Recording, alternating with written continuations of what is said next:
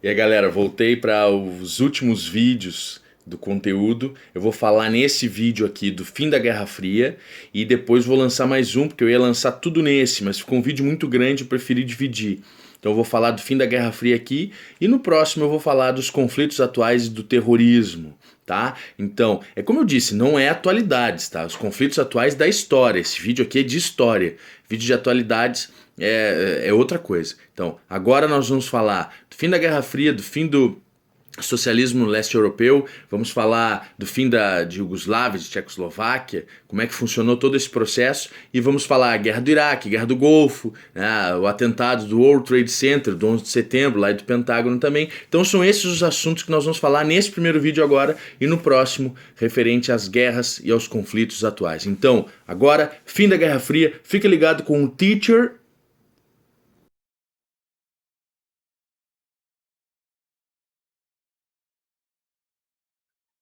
Fim da Guerra Fria. Entre o final da década de 1960 e a década de 1970, a União Soviética começou a sentir o enfraquecimento da sua economia. As disputas com os Estados Unidos eram extenuantes, tendo em vista que o PIB soviético era menor que a metade do estadunidense. Os gastos excessivos em armas impossibilitavam o bem-estar da população, que no final dos anos 1970 começou a carecer de serviços básicos como luz, água potável, aquecimento e alimentos. Pessoal, a União Soviética, ela tinha que priorizar os seus investimentos. Ela não tinha renovação no seu PIB como tinha os Estados Unidos. Ela não podia vender e negociar e crescer economicamente como no capitalismo. Ela tinha recursos limitados. Então ela tinha que priorizar. Ela priorizou os investimentos na área militar, na área de tecnologia estratégica e tal. E em função disso ela acabou não podendo tirar recursos desse lado. Começou a faltar investimento na área de energia elétrica, de saneamento, de alimentação para a população. Aquecimento lá é um frio do caramba, é necessário toda uma política, né, para que as casas tenham um sistema de aquecimento e tal. A União Soviética começou a carecer de serviços essenciais para a população. Não tinha dinheiro para tudo. Lá nos Estados Unidos, o capitalismo se renovando, os eletrodomésticos, a facilidade na vida, óbvio, né? Numa época em que ainda não era o neoliberalismo, ele estava chegando, mas ainda não era o welfare state, o governo fornecia bastante coisa. Mas a ideia é essa: é impossível, era impossível para a União Soviética conseguir concorrer nesse momento com os Estados Unidos. E ela começou a declinar, começou a enfraquecer.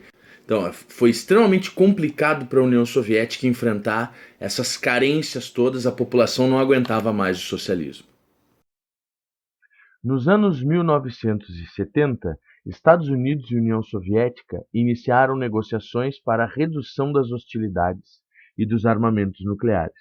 Eram os acordos SALT I e SALT II. SALT I, 1972, SALT II, 1979.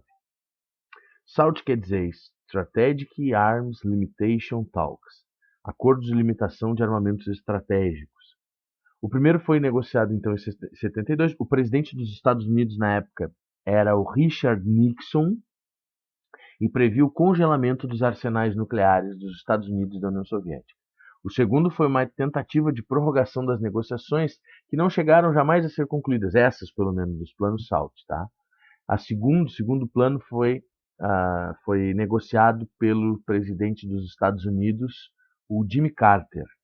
Na União Soviética, tanto no primeiro quanto no segundo caso, o líder era o Brezhnev, que era um dos líderes, dos principais líderes soviéticos, um dos que ficou mais tempo no comando da União Soviética, de meados dos anos 60 a meados, a início dos anos 80.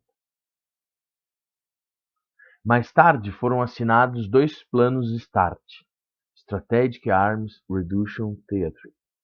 Esses planos foram realizados no finalzinho da União Soviética, entre 91 e 93, quando a União Soviética acabava e surgia a Rússia no seu lugar.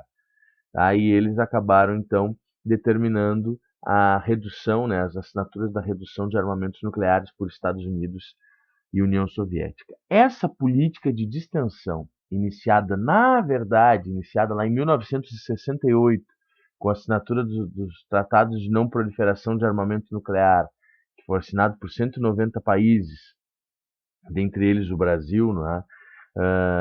E agora se expandia na década de 70, principalmente entre Estados Unidos e União Soviética, e se arrastava pelos anos 80. Tu vai ver que nos anos 80 nós vamos ter alguns problemas, mas essa política é denominada detente.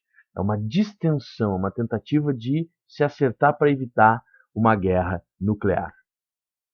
No entanto, durante o primeiro governo do presidente Ronald Reagan, que se fosse brasileiro se chamaria...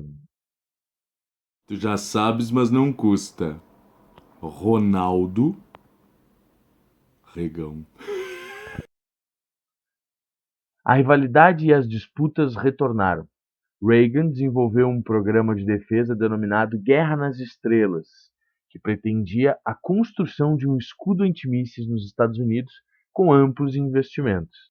Quem dominasse, quem tivesse essa tecnologia, a tecnologia de um escudo antimísseis, poderia jogar bomba em quem quisesse, porque ninguém ia conseguir atingir o seu território. Isso apavorou a União Soviética. Isso apavorou, e os Estados Unidos e a União Soviética começaram a se ameaçar novamente, e a situação parecia que tenderia para uma guerra. A Europa estava apavorada, porque a Europa de novo seria o centro de uma guerra mundial, e agora pior, uma guerra nuclear. O que aconteceu? Os europeus pressionaram e a Estados Unidos e a União Soviética tiveram que começar a se acertar. Os europeus não queriam de jeito nenhum uma terceira guerra mundial, muito menos uma guerra no seu território nuclear. A União Soviética não teve condições de acompanhar os investimentos dos Estados Unidos. Esse acirramento das relações assustou os países europeus, que temiam a realização de uma guerra nuclear em seu território. Dessa forma, começaram a pressionar Estados Unidos e União Soviética, que assinaram acordos em 1987, durante o governo Reagan e a administração da União Soviética, ao cargo de Mikhail Gorbachev. Esses acordos de 1987, então, determinaram a redução de armamentos nucleares. Em 1985, Mikhail Gorbachev iniciou um programa de abertura política e econômica que consistia na criação das seguintes políticas. Vamos lá, prestem atenção. Só para ver aqui então as imagens, nós temos aqui na primeira imagem o Richard Nixon dos Estados Unidos e o Brezhnev. Na segunda, o Carter e o Brezhnev. E aqui nós já temos o Reagan assinando o acordo com o Gorbachev, né? E aqui nós temos uma representação do escudo antimísseis dos Estados Unidos totalmente interligados ali com satélites que passariam informações dos mísseis soviéticos se fossem lançados, e aí os Estados Unidos poderiam lançar mísseis para rebater, para eliminar os soviéticos. Então não pode entender o escudo antimísseis como um campo de força, algo como uma ficção científica. Na realidade, o escudo antimísseis era justamente essa captação das informações dos mísseis lançados para que os Estados Unidos pudessem lançar mísseis que abatessem esses mísseis inimigos. Então, o governo Mikhail Gorbachev, de 85 a 91, lançou as seguintes mudanças para a União Soviética. Em 1985 foi lançada a Perestroika, que, traduzindo do russo, quer dizer reestruturação. É uma abertura econômica, previa reforma econômica, pretendia aproximar a União Soviética dos países capitalistas, reduzir os gastos militares, permitir a pequena propriedade, abrir concorrência e mais tarde acabou levando a privatizações. A União Soviética, percebendo que a sua economia estava desgastada, estava seriamente comprometida, precisava desenvolver medidas que alterassem esse quadro, e essas medidas foram pensadas numa abertura econômica. No mesmo ano, o Gorbachev lançou a Glasnost, que é a chamada transparência, abertura política. Marcou o início da democratização do país, a atuação do Partido Comunista foi atenuada, a autoridade dos governos locais foi aumentada e em 1989 foi eleito um novo parlamento. A União Soviética estava se abrindo econômica e politicamente. É claro que no início, quando essas políticas foram lançadas, tanto na União Soviética quanto nos países do leste europeu, houve um receio, até uma insistência dos governos que estavam lá, de manter algumas das estruturas e o controle que havia anteriormente. Mas aos poucos, essas medidas acabaram levando ao fim da União Soviética, ao fim do Bloco Soviético. Bem, pessoal, eu listei aqui algumas informações que nós vamos analisar uma a uma, tá? Então nós vamos primeiro ver a retirada soviética do Afeganistão, ocupação e retirada. depois nós vamos ver o fim do socialismo no leste europeu, depois nós vamos ver a queda do Muro de Berlim. Isso aqui é como se fosse um índice, nós vamos avançar agora e depois nós vamos retornar para ver o fim da União Soviética. Então, o fim da União Soviética nós não vamos ver agora, tá? Ó, aqui nós temos o desentendimento entre o Boris Yeltsin e Mikhail Gorbachev, aqui o Yeltsin sendo líder do processo de abertura, mas nós vamos ver isso depois. Então, invasão soviética no Afeganistão de 1979 a 1988. Os soviéticos tinham interesses econômicos e estratégicos no Afeganistão. Primeiro porque era uma forma dos soviéticos terem acesso ao Mar da Arábia, ou Oceano Índico, né? E segundo, para marcar presença na região que é o Oriente Médio. Em 1978, o governo pró-soviético do Afeganistão pediu ajuda à União Soviética para enfrentar os Mujahedin, grupo heterogêneo formado pela oposição ao governo afegão. Esse governo afegão aliado da União Soviética. A partir de 1979, os soviéticos enviaram tropas, tanques de guerra, helicópteros, aviões e ocuparam o país mantendo o governo socialista, na marra, na porrada. Entretanto, os Mujahedin receberam apoio dos Estados Unidos, dentre outros países que apoiaram, o que complicou as coisas para os soviéticos. Osama Bin Laden, que era saudita, era o elo de ligação entre os Estados Unidos e os Mujahedin. Segundo alguns autores, ele recebeu financiamento dos Estados Unidos e treinamento da CIA. Os mísseis Stinger, enviados pelos Estados Unidos à resistência dos Mujahedin, era o terror dos soviéticos, que tiveram diversos helicópteros e aviões derrubados em função desses mísseis. Queridos, o Bin Laden e os Estados Unidos não eram aliados. É que eles tinham um inimigo em comum, a União Soviética.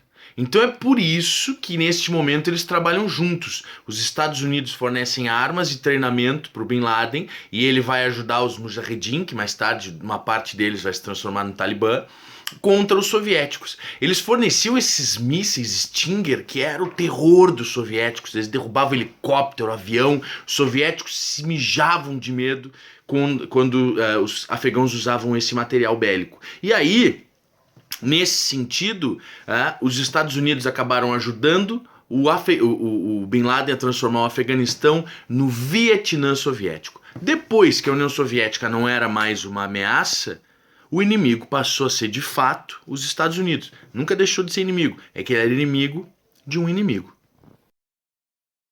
A guerra era cara, em vidas e recursos, e a União Soviética estava em fortíssima crise.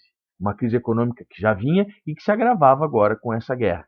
Interessante a gente destacar que essa guerra aqui levou àquele período em que o Ronald Reagan e o Gorbachev, no início das negociações ali, tiveram problemas. Na verdade, no início do governo do Ronald Reagan ainda não era o Gorbachev na União Soviética, mas aquele primeiro período do governo Reagan, que ocorre um acirramento da guerra, a guerra nas estrelas e tudo mais, aquele período foi muito motivado pela invasão soviética no Afeganistão, tendo em vista que aquela proposta de paz que vinha sendo feita não estava sendo muito cumprida pela União Soviética quando invadiu o Afeganistão.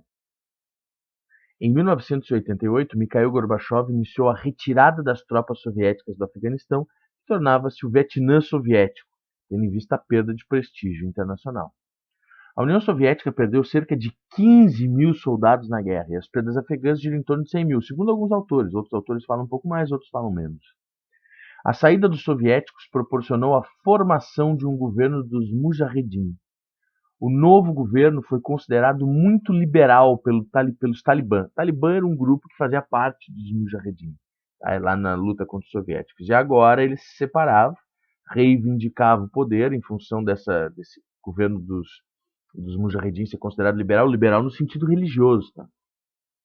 Em 96, os talibãs assumem o controle do Afeganistão, desenvolvendo um governo fundamentalista baseado em rígidas leis islâmicas, muito parecido com o que o Estado Islâmico faz hoje. Muito parecido, um controle total sobre a população e um poder tremendo para esse grupo. Esse governo só foi derrubado, o governo talibã, em 2001, pela invasão dos Estados Unidos após os atentados de 11 de setembro de 2001 contra o World Trade Center e o Pentágono. Uma dica de filme que eu te dou aqui, neste caso, para analisar, para perceber como é que era o governo talibã lá e a invasão soviética, é o Caçador de Pipas. Um filme bem interessante.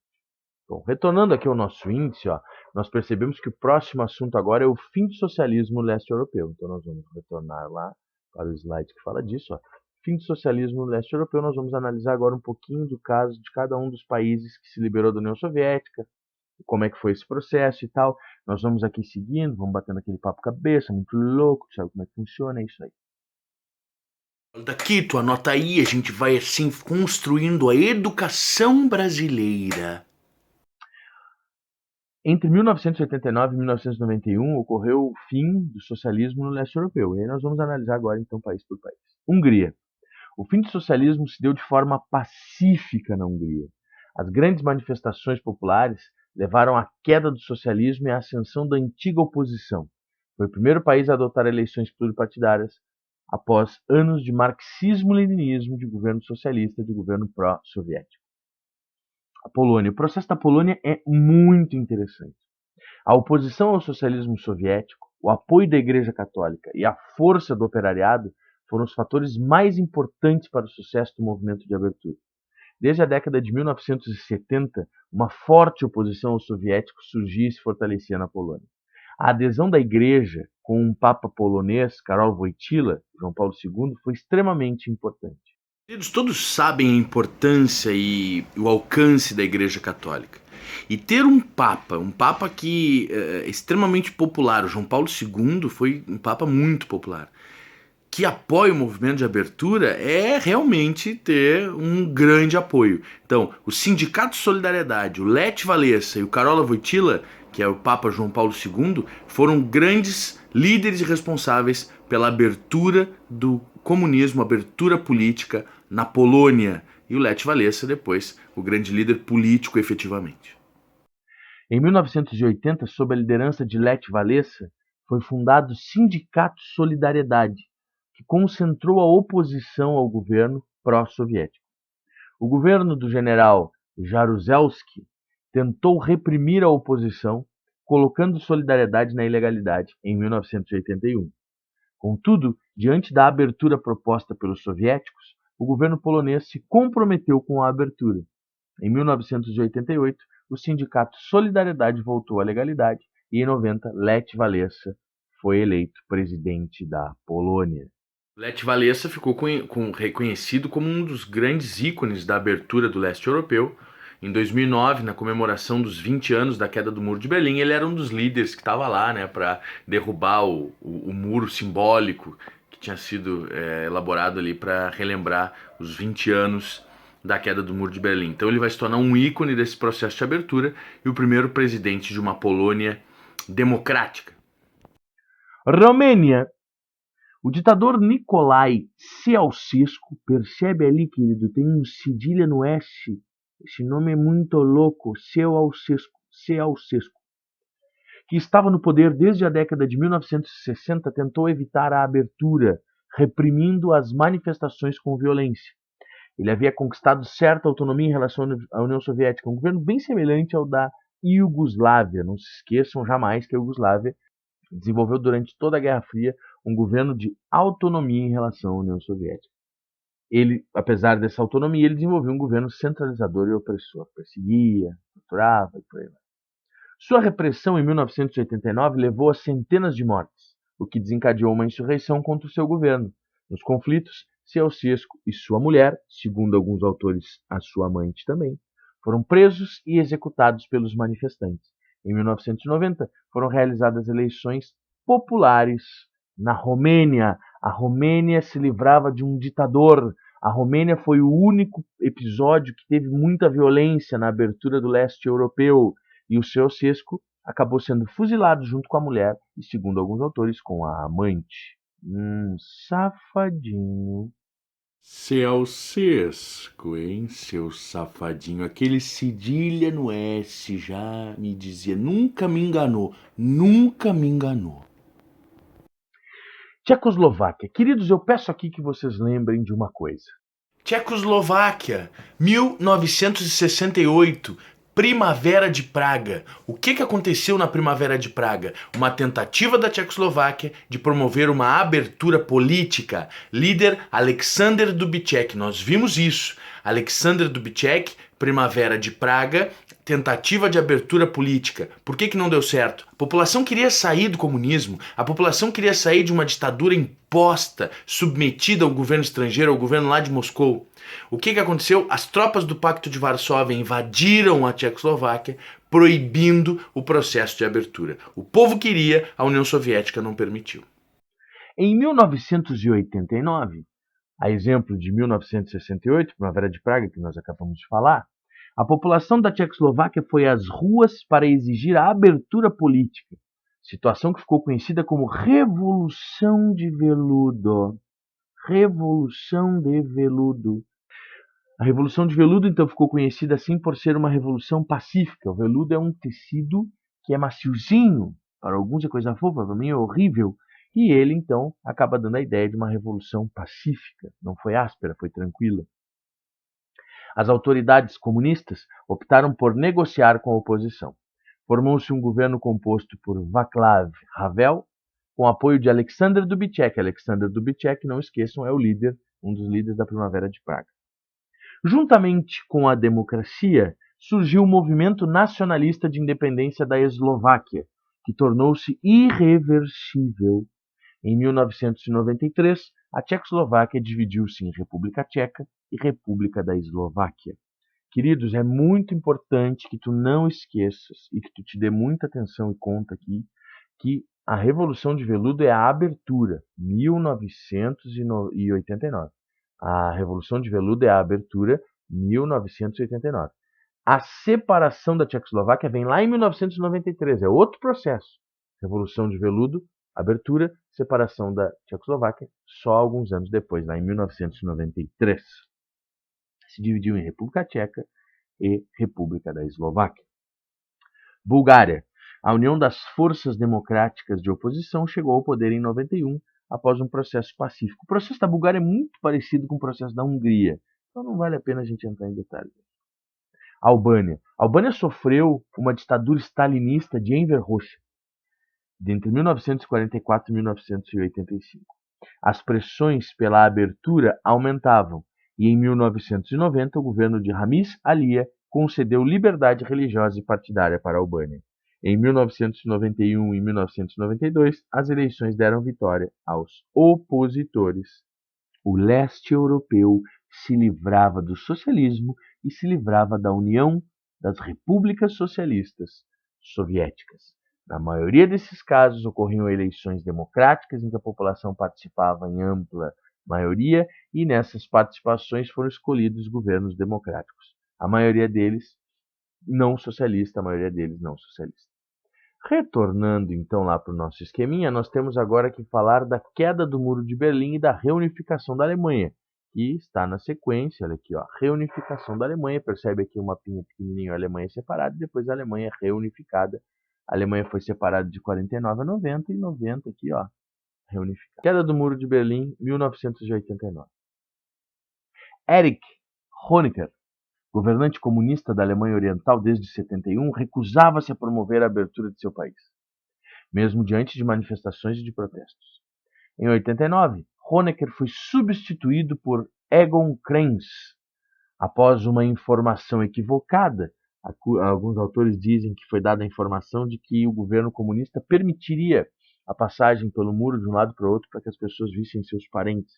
Só que isso não era uma informação verdadeira. E a multidão, acreditando nessa informação, se dirigiu em direção ao muro e os guardas não tiveram como impedir o avanço da população, que acabou pegando pás, enxada, picareta, marreta e derrubaram o muro de Berlim. Deixa eu te mostrar aqui, ó, a imagem dos soldados, ó, de um lado, a população do outro, o muro sendo derrubado.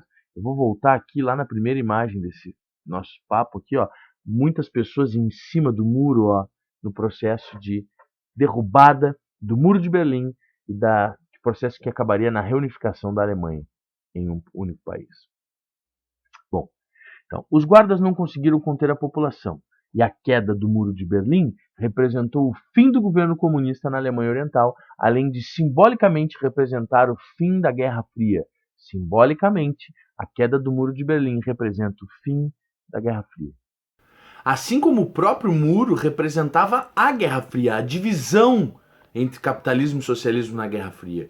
O Muro de Berlim é um dos principais símbolos da Guerra Fria e agora, com a queda dele, um dos principais símbolos do fim da Guerra Fria. Após a queda do muro, o primeiro-ministro da Alemanha Ocidental, Helmut Kohl, propôs a reunificação do país, que só foi concretizada um ano depois, em 1990.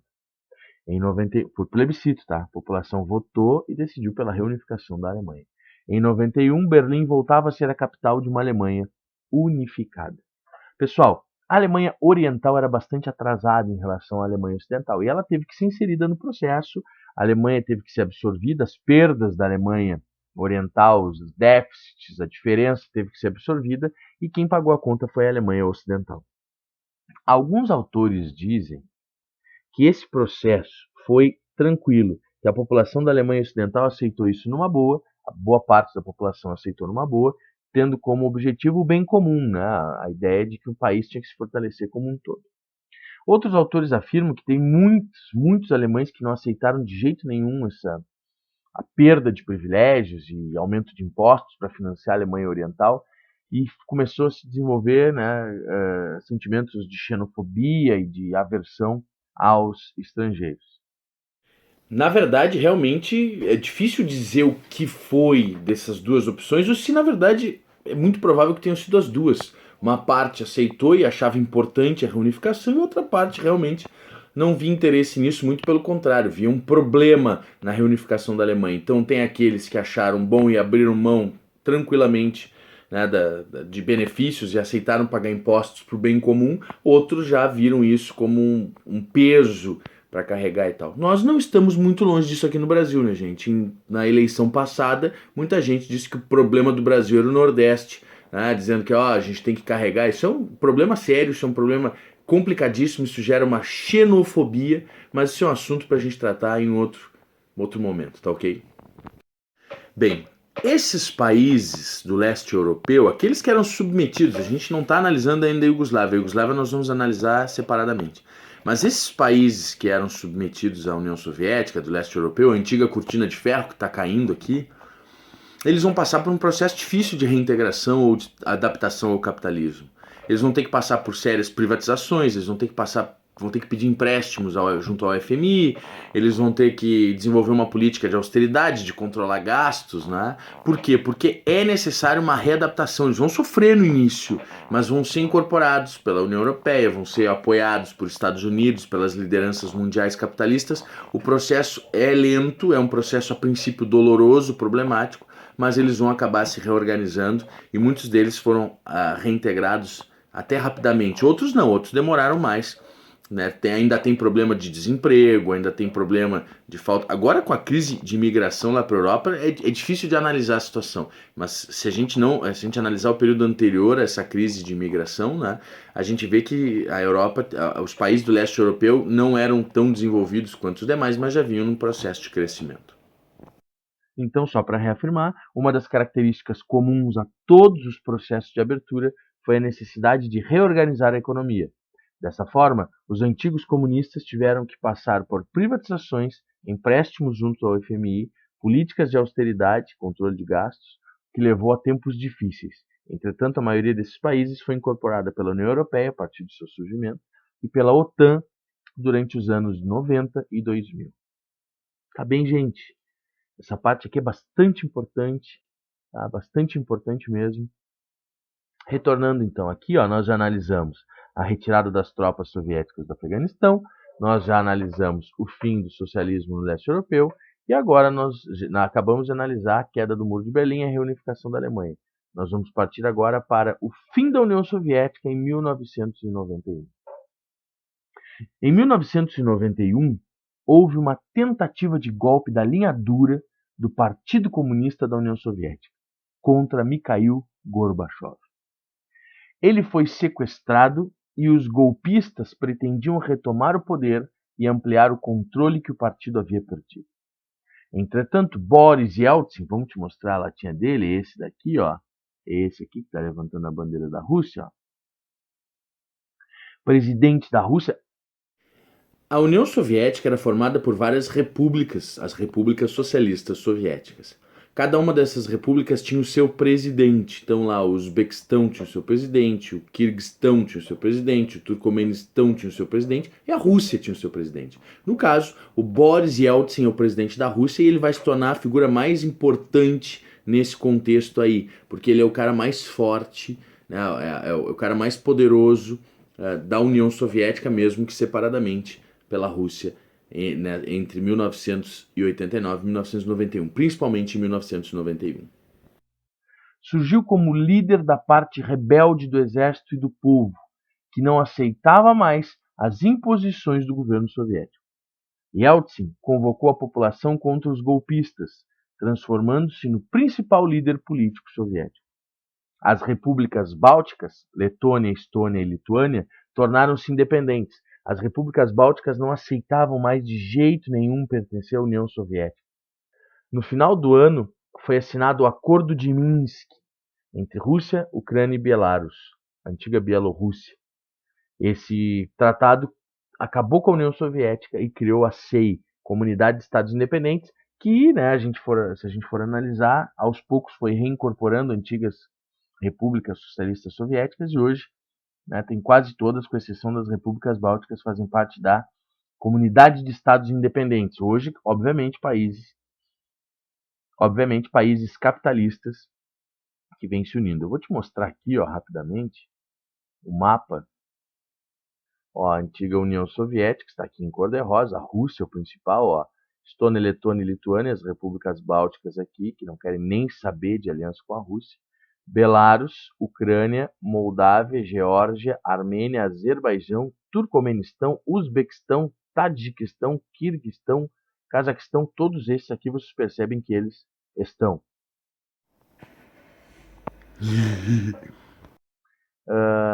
Então, a gente pode perceber aqui, né, que a antiga União Soviética era um país gigante, só que o principal de todos era a Rússia, que vai acabar herdando, né, as vantagens políticas e militares da antiga União Soviética. Iugoslávia, que existiu entre 1929, segundo alguns autores, 2003, outros 2006. Aqui nós temos, ó, o mapinha da Iugoslávia, que era formada por Macedônia, Sérvia, Montenegro, Bósnia, Herzegovina, Croácia e Eslovênia. Cada uma dessas repúblicas, né, tinha o seu governo, só que se submetiam ao governo da federação, e quem controlava, na verdade, a Iugoslávia era a Sérvia. A principal das repúblicas que formava a Iugoslávia era a Sérvia. Alguns autores afirmam que a Iugoslávia é a concretização daquele projeto da Sérvia lá antes da Primeira Guerra Mundial de formar a Grande Sérvia, uma potência expansionista eslava na região. Então vamos lá. A Iugoslávia foi ocupada pelos nazistas na Segunda Guerra Mundial, mas sob a liderança do ditador Josip Broz Tito, que era croata, os iugoslavos expulsaram os nazistas. Durante a Guerra Fria, o país adotou o socialismo, mas com total autonomia em relação à União Soviética, que é aquela questão que nós já falamos. A Iugoslávia, como se livrou sozinha do nazismo, sem a ajuda da União Soviética, ela desenvolveu um socialismo, um tipo de socialismo diferente, autônomo. O Stalin ficava louco porque ele não podia submeter a Iugoslávia. A União Soviética não podia submeter a Iugoslávia. Então, né, a Iugoslávia, por exemplo, pôde aceitar o Plano Marshall, aquele programa de auxílio econômico que os Estados Unidos ofereceram para a Europa se reconstruir. A União Soviética proibiu que todos os países do leste europeu aceitassem, mas diante da Iugoslávia, sobre a Iugoslávia ele não pôde proibir não. A Iugoslávia então tinha autonomia em relação à União Soviética. A ditadura de Tito foi extremamente centralizadora. Quando ele morreu, em 1980, instalou-se na Iugoslávia um governo itinerante que pretendia evitar as rivalidades regionais. Ou seja, cada ano era escolhido um líder de um dos países que ficava revezando com o objetivo de evitar rivalidades. A partir de 1989, iniciaram-se as pressões para o fim do comunismo e pela separação. Entretanto, as guerras só começaram, de fato, em 1991. Neste ano, 91, a Croácia, a Eslovênia e a Macedônia decretaram suas independências, dando início a uma guerra contra os sérvios que não aceitavam a divisão. Em 92, os insurgentes venceram os sérvios. Em 1995, a Bósnia-Herzegovina iniciou seu processo de independência, mas nessa região a opressão sérvia foi muito mais sangrenta. A população sérvia da Bósnia começou a massacrar, com o apoio da Sérvia, os bósnios, principalmente os bósnios muçulmanos. Os autores divergem um pouco nos dados, mas tem alguns que falam entre 250 e 300 mil mortos. A OTAN e a ONU agiram de forma muito lenta, muito tímida, e acabaram não conseguindo evitar um genocídio, um massacre imposto pelos sérvios contra os bósnios, principalmente bósnios muçulmanos. Vou indicar inclusive um filme, né, Atrás das Linhas Inimigas, Behind Enemy Lines, em inglês, se não me engano. É bem interessante o filme com Owen Wilson, que é geralmente um ator de comédia, mas aqui o filme é bastante sério. A ONU e a OTAN tentaram intervir na região, mas não foram capazes de evitar os massacres. Alguns autores calculam algo em torno de 250 a 300 mil mortos nos massacres feitos pelos sérvios contra os bósnios. Não se esqueçam que a Bósnia tinha uma população em grande quantidade de muçulmanos e principalmente os muçulmanos bósnios foram massacrados. Principalmente os muçulmanos bósnios foram massacrados. Mesmo assim, a Bósnia conquistou sua independência com o apoio da ONU e da OTAN. Entre 97 e 99, os sérvios reprimiram e massacraram os habitantes de Kosovo, aqui ó, dentro da Sérvia, que agora é um país independente. Em maioria de origem albanesa e de religião muçulmana. Percebe que os sérvios geralmente massacram muçulmanos. Dessa vez, a OTAN agiu de forma incisiva e a Sérvia foi bombardeada. Olha aqui, ó, a capital da Sérvia, Belgrado, ó, foi bombardeada pela Força Aérea da OTAN, que agiu dessa forma com o objetivo de acabar com os massacres lá. O Slobodan Milošević, esse cara aqui da foto, ó, presidente da Iugoslávia desde o início dos anos 90, acabou cedendo e assinou um acordo de paz. Kosovo tornou-se um território controlado pela ONU e entre 2007 e 2008, os autores divergem aí, tornou-se um país ainda não totalmente reconhecido. Na verdade, ele é reconhecido por vários países, mas não 100% reconhecido como uma nação autônoma. Milošević foi preso por improbidade administrativa. Ele foi preso na Sérvia por ser ladrão, falcatrua, corrupto. E aí, por pressão da ONU, ele acabou sendo entregue para essa instituição internacional. Ele foi levado ao Tribunal de Haia, que foi criado em 93 com o objetivo de julgar crimes como os que estavam acontecendo na Iugoslávia. E em 2006 ele foi encontrado morto na prisão. Slobodan Milošević foi encontrado morto na prisão em 2006. Em 2003, a Iugoslávia, que se resumia apenas a Sérvia e Montenegro, foi extinta, surgindo o Estado da Sérvia e Montenegro, que se separou em 2006. Era o fim desses países multinacionais, e prevalecia nesse momento aqui a chamada autodeterminação dos povos. A autodeterminação dos povos é um assunto bastante delicado, gente, porque a ideia é que o povo determine ou decida o que ele é. Se quer ser a iugoslavo, se quer ser bósnio, se quer ser sérvio, se quer ser independente, se quer se juntar com outro. Essa é a ideia. Isso é um papo que vem de muito tempo. Quando acabou a Primeira Guerra Mundial, uma das propostas dos 14 pontos do Wilson era a ideia da autodeterminação dos povos, ou seja, que ocorresse, né, o reconhecimento do direito dos povos de decidir o seu destino. Que é uma coisa que na história tu sabe que não funciona muito bem assim. Por exemplo, a Rússia não defende a autodeterminação dos povos porque dá-lhe pau na Chechênia, na Geórgia, em outras regiões, a China no Tibete e tal. Países como Estados Unidos e Brasil, que não têm grandes disputas nesse sentido, acabam defendendo a autodeterminação dos povos, mas isso é um assunto controverso. Não me entendam mal, aqui de forma alguma eu estou dizendo que isso é ruim. Eu sou a favor. A autodeterminação dos povos é algo muito avançado, é muito importante, é necessário para que haja democracia no mundo. Agora, isso é um assunto muito complicado, é muito difícil de uma nação, principalmente se ela é poderosa, aceitar a autodeterminação dos povos. Nesse sentido, nós temos a divisão da Iugoslávia, a divisão da Tchecoslováquia, a divisão da União Soviética, surgem países como Ucrânia, como Estônia, Letônia, Lituânia, como República Tcheca, como República da Eslováquia, como Macedônia, Croácia, Eslovênia, Sérvia, Montenegro. É uma loucura de países novos. Quem estudou geografia nessa época tinha sérios problemas, tinha que comprar um atlas novo a cada ano. Era uma loucura. E nós vamos analisar agora como ficou esse mapa. 1, 2, 3 e... Ó, como eu estava falando, então, ó, olha quantos países novos tem na Europa. Olha aqui, ó, tem a Macedônia, Albânia, Kosovo, Sérvia, Montenegro, Bósnia, Croácia, Eslovênia, República Tcheca, Eslováquia, a Ucrânia, Bielorrússia, a Moldávia e por aí vai, tá? E aqui nós temos essa partinha verdinha, faz parte da Rússia, uma região chamada Kaliningrado, que os russos conquistaram no final da Segunda Guerra Mundial. Tá ok, gente? Alguma dúvida até aí? Se tiverem as dúvidas, por favor, vocês me mandem ou pelo Face ou me perguntem em aula, tá? Vamos deixar aí essas dúvidas de fora, porque nós temos que matar a pau nessa parte extremamente atual da história. Terminamos mais um, né, tchê? Daqui a pouco voltamos com o último dos vídeos de história.